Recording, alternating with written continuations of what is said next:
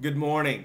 Today we're going to get into the 7th chapter of the Gospel according to Luke on our Advent journey through the Gospel of Luke. To summarize the chapter, it starts with a story of Jesus healing the slave of a centurion. Then next, Jesus raises the son of a widow from the dead. Then John the Baptist sends messengers to know if Jesus is the one that he's been waiting for. Then Jesus questions the people about what they sought in John. And finally, Jesus has dinner at a Pharisee's house where a woman who is characterized as a sinner anoints Jesus' feet. Things I noticed in this chapter is that in this chapter we begin to get a sense of the society that Jesus is creating. It is a society of inclusion, a society of righteousness, and a society of hospitality. In the story of the centurion, we get an example of the inclusion of the kingdom that Jesus is proclaiming. Remember back a few chapters ago in the Song of Simeon, it was prophesied that Jesus would be a light to enlighten the nations, a light to enlighten the Gentiles, and the glory of the people of Israel. Now, we do not know the nationality or the ethnicity of the slave that belongs to the centurion. It's not mentioned. Could be Jewish, could be an Israelite, could be from anywhere in the Mediterranean or Middle East that the centurion had served. But we do know that the centurion was most definitely a Roman. He was a Gentile. Yet Jesus is willing to heal the slave just as much as anyone else. And so this is definitely a testament of inclusion, of opening the bounds to others to be a part of the kingdom of God. Next, in the story of Jesus raising from the dead the son of the widow, we have a testament to righteousness.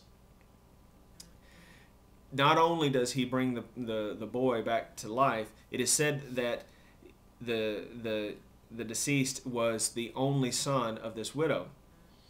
And widows, women whose husbands had died, who did not have a male heir, had very little means of economic security.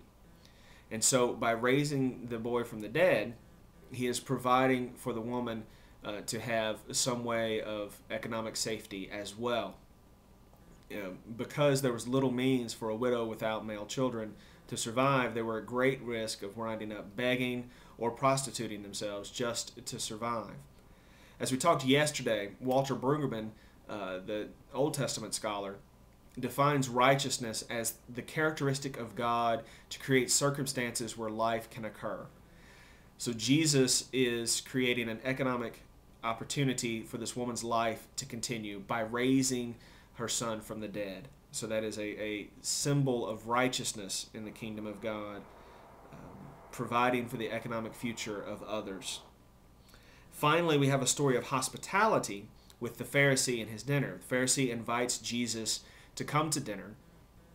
And here this woman, who is characterized as a sinner, breaks open a jar of ointment, washes Jesus' feet with her tears, dries them with her hair, and then anoints his feet with the oil.